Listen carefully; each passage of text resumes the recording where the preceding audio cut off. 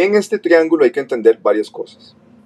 Cuando yo me ubico en este ángulo alfa, o en este ángulo con medida alfa, tengo que entender que el cateto que está al puro frente es el que llamamos cateto opuesto. Y el cateto que está a un lado se llama cateto adyacente, ¿verdad? Y la hipotenusa obviamente es inamovible, la hipotenusa es una sola. ¿De acuerdo? Sí. Entonces aparecen las que conocemos como las razones trigonométricas, ¿verdad? Esas razones trigonométricas básicas son tres: seno, coseno y tangente, ¿verdad? Al mismo tiempo están sus recíprocas, que se llaman cosecante, secante y cotangente. Entonces, seno, coseno y tangente son las básicas, y sus recíprocas son cosecante, secante y cotangente.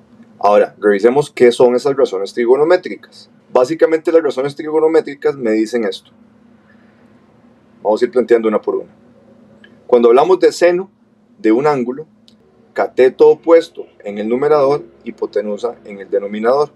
O sea, el seno de un ángulo alfa es esto siempre: la medida del cateto opuesto sobre la medida de la hipotenusa.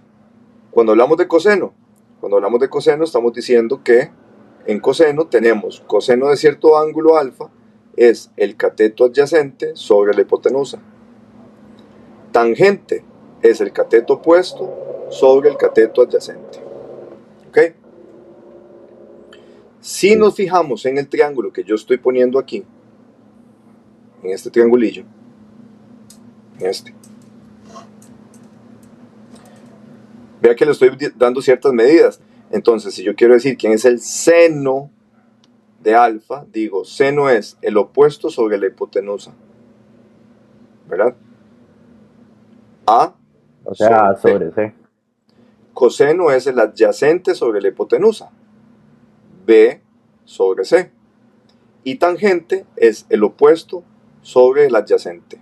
Por eso me queda A. Ya me acuerdo de haber visto eso, Socatoan. Exacto, para recordarlo uno utilizaba esa frasecilla del Socatoa. Entonces con eso uno era como el forro perfecto para uno decir, ok, esas eran las razones trigonométricas. Entonces yo aquí lo estoy planteando debajo de cada uno de ellos, ahí se nota todo, lo estoy planteando utilizando las medidas que tengo, ¿verdad? Las medidas que tengo en este triángulo. Por eso aquí planteé seno de alfa es A sobre C, coseno de alfa es B sobre C, y tangente de alfa es A sobre B, siguiendo el orden de cada una de las razones trigonométricas, ¿verdad? Razones trigonométricas. Sí. Es una razón entre medidas. Otra cosa importante, que es parte de la aplicación con la que se generó todo esto, es que nosotros tenemos una línea de visión, ¿verdad? Que es una línea horizontal a la altura de los ojos, y esa línea de visión me va a determinar ángulos de elevación cuando yo observo hacia arriba. Entonces la línea de visión, que es completamente horizontal, va a formar la línea de visión, que es completamente horizontal, ¿verdad? Aquí va a formar un ángulo de elevación o un ángulo de depresión, según como yo observe las cosas. Entonces, el ángulo de elevación siempre va a ser de la línea de visión subiendo, y el ángulo de depresión va a ser de la línea de visión bajando, ¿verdad? Así es como se forman los angulitos. Ok, entonces en un caso muy específico, ojo lo que dice esto. A cierta hora de la tarde, un árbol proyecta una sombra de 15 metros en el suelo, cuando los rayos del sol forman un ángulo de 55 grados con el horizonte. ¿Cuál es la altura del árbol aproximadamente? Entonces, la situación es, tengo un árbol, ¿verdad? Sí. Que proyecta una sombra de 15 metros, justo en el momento en que los rayos del sol forman con el horizonte un ángulo de 55 grados, ¿verdad? Entonces, ¿qué es lo que está sucediendo? Que se forma un triángulo rectángulo con esta información. ¿Qué es la X en este caso? Es la altura del árbol, que es exactamente lo que queremos averiguar. ¿Cuál es la altura del árbol? ¿Verdad?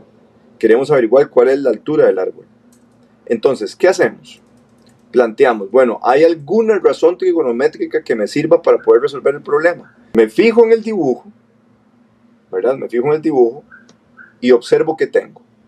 Tengo un ángulo, X, que es la altura del árbol, es el cateto opuesto, y 15, que es la sombra, es el cateto adyacente.